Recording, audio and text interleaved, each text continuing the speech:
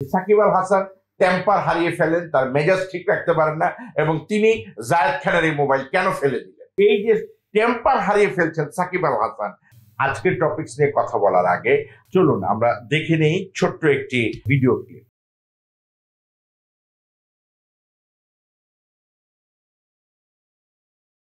কি দেখলাম? আমরা দেখলাম যে সাকিব আল হাসান সেলফি তোলার সময় চিত্রনায়ক জায়েদ খানের একটি মোবাইল পানিতে ফেলে দিচ্ছেন। সাকিব আল হাসান উনি কিন্তু নতুন না, এই টেম্পার, তার যে মেজাজ, এটা উনি হারিয়ে ফেলেন, এটা কিন্তু নতুন না। এর আগেও আমরা বহুবার দেখেছি সাকিব আল হাসান তার ভক্তরা যখন তার সঙ্গে সেলফি তুলতে চান কাউকে ধাক্কা মেরে ফেলে দিয়েছেন। অনেক সময় দোকান উদ্বোধন করার সময় তার যে ভক্তরা আছে তাদের সঙ্গে তার বাক বিতণ্ডার কারণে গিয়ে অনেক সময় একটা নিরাপত্তার চাদরে সাকিব আল হাসানকে ঢেকে ফেলেছে। পাশাপাশি সর্বশেষ তার নির্বাচনী এলাকাতেও নাকি তার এই টেম্পার অথবা মেজাজ উনি হারিয়েছেন।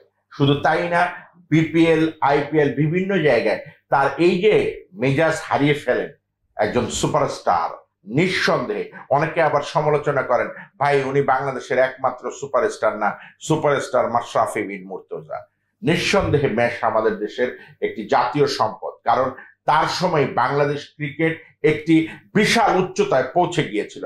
এর অর্থ এই না যে সাকিব আল হাসানও একজন সুপারস্টার না।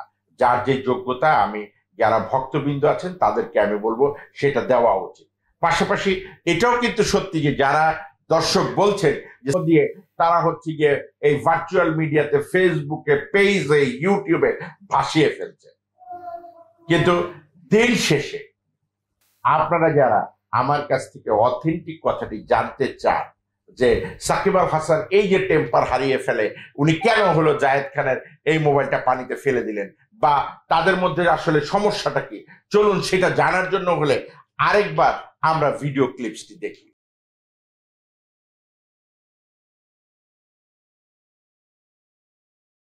আপনারা কি দেখতে পাচ্ছেন? আপনারা দেখতে পাচ্ছেন ভিডিও ক্লিপসে সাকিব আল হাসান এবং জায়েদ খান একটি সুইমিং পুলের মতো জায়গার পাশে দাঁড়িয়ে আছে। এটা কোনো স্পেশাল জায়গার আবার পুকুরও হতে পারে। পিছনে আমরা একটি লাইটও দেখতে পাচ্ছি।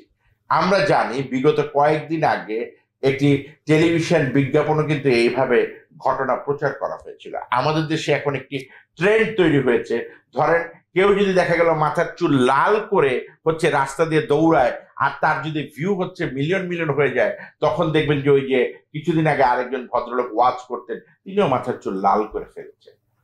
উনি মনে করছেন এইভাবে ভাইরাল হওয়া যাবে। পরবর্তীতে কিন্তু আসল রহস্যটি বেরিয়েছে।